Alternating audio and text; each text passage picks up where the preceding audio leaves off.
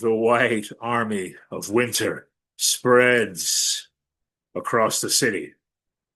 Boilers and radiators die in their sleep, their skin cold to the touch.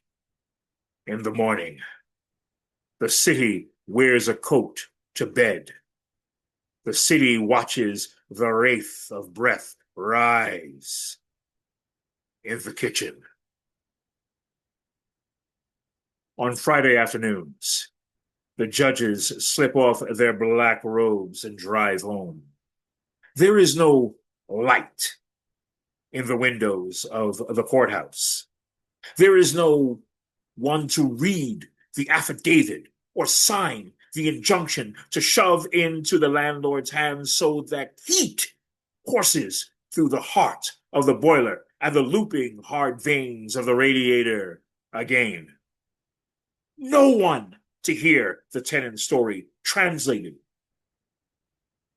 Her sons and daughters shivering in their coats on the mattress, snot on their sleeves. The judges and the landlord, home or stopping at a bar on the way home. She tells me instead the lawyer who speaks Spanish and explains in Spanish why there will be no heat this weekend, why there is no one at the courthouse to listen. And still, she pours her story into my ears till they swell to bursting. I walk her to the doorway of the office. The secretary is in the bathroom. The office space heater in the corner.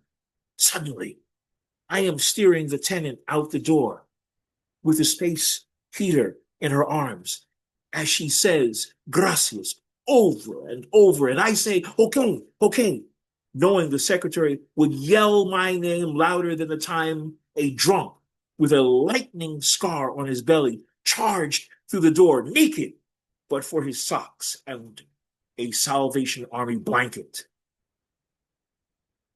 The secretary would not miss the office space heater till Monday. I am the hero of this story, riding the bus home across the bridge.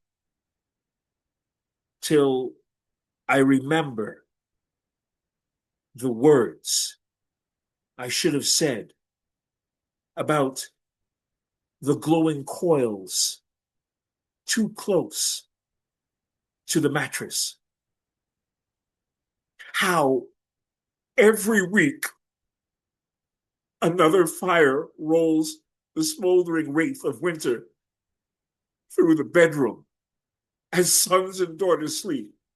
How every week EMTs tuck white sheets over bodies, dead at the landlord's boiler. I will dream with eyes open of windows, the coils of space heaters and the coils of mattresses glowing in every window.